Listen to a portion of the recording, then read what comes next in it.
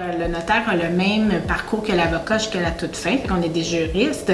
Mais la différence majeure, une fois qu'on a chacun nos titres, c'est que le notaire ne travaille pas pour une seule partie. Le notaire a un rôle d'impartialité par la loi. Fait que ça veut dire qu'on agit autant pour l'acheteur que pour le vendeur.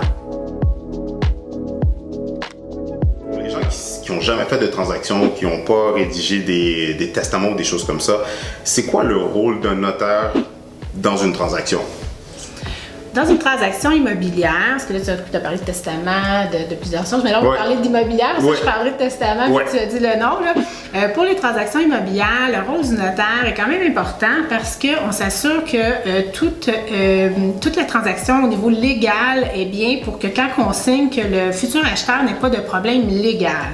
C'est sûr que nous, on arrive tout à la fin de la chaîne. Fait que vous avez passé par le super courtier qui vous accompagne pour être sûr que l'inspection, tout ça va bien. Rendu à nous, dans le fond, c'est à la toute fin, on s'assure, dans le fond, que le certificat de localisation, qui est le document fourni par l'arpenteur, soit bien vérifié et analysé pour être sûr qu'il n'y a pas de trouble avec principalement les règlements de la ville.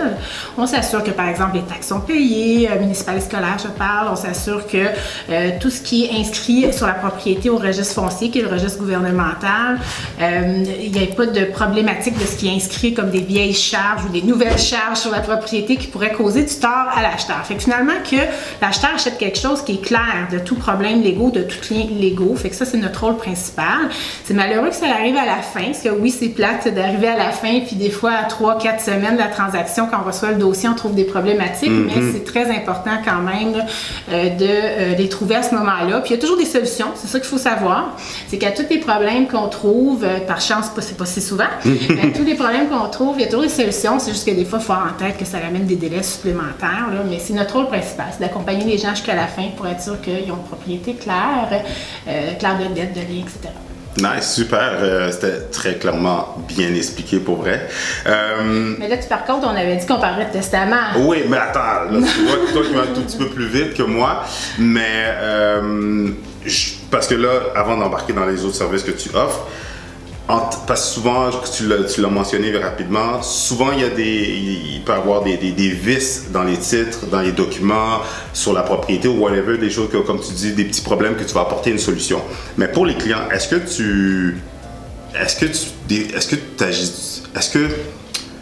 comment je pourrais dire, ton rôle, est-ce que c'est d'être plus comme un avocat, de trancher? Est-ce que c'était l'arbitre? C'est une excellente question. Ça permet aussi de démystifier. Fait comme je disais tout à l'heure, le notaire a le même parcours que l'avocat jusqu'à la toute fin. Fait qu'on est des juristes. Mais la différence majeure, une fois qu'on a chacun nos titres, c'est que le notaire ne travaille pas pour une seule partie. Le notaire a un rôle d'impartialité par la loi. Fait que ça veut dire qu'on agit autant pour l'acheteur que pour le vendeur. Pour parler de transactions immobilières encore une fois. Donc, on agit pour toutes les parties. Fait qu'on peut pas, si on voit quelque chose qui sera au préjudice du vendeur, mon Dieu, je peux pas dire ce mot-là, préjudice du vendeur, même si c'est l'acheteur qui choisit le notaire, on ne peut pas le cacher au vendeur parce qu'on n'a pas, on peut pas prendre parti. Fait que notre rôle, c'est d'amener la transaction à terme pour le bien-être de toutes les parties, ce qui s'appelle, comme je disais, l'impartialité.